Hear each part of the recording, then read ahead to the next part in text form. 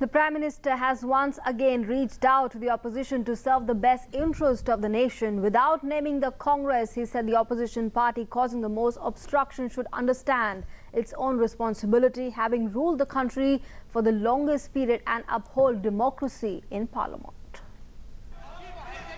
The NDA government's rule has been characterized by a constant clatter in the Parliament. While the government wanted to be in a proactive role, steering the economy and nation, regular disruptions and adjournments have took a heavy toll on the developmental as well as the reforms agenda.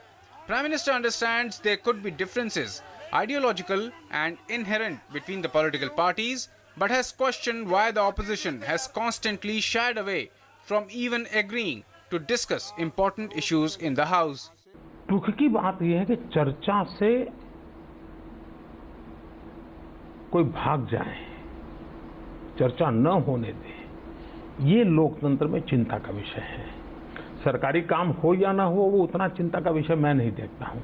वो आज नहीं तो कल होगा, या कुछ चीजें ऐसे जो एडमिनिस्ट्रेटिव लेवल पे हो जाएगी। लेकिन सबसे बड़ी बात है, संसद है चर्चा के लिए, संसद है अपना विरोध व्यक्त करने के लिए, संसद है अपने विरोधों के तर्क देने के लिए, समर्थन के वक्त तर्क सुनने के लिए। ये जो संसद का मूलभूत स्पिरिट है, इसको बचाने की जिम्मेवारी हर किसी लोकतंत्र प्रेमी की है।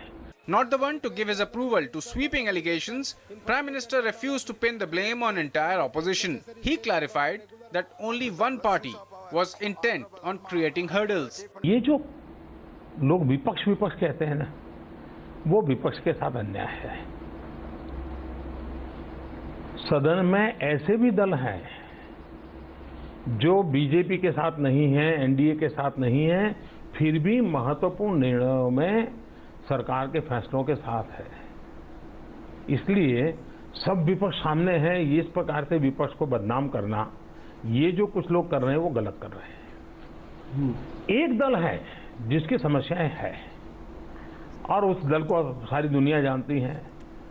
Prime Minister Modi made it clear that the largest party in opposition should realize its responsibility in the House and act accordingly in the best interest of the nation. For playing a role of constructive opposition and continuously disrupting House proceedings are two entirely different aspects.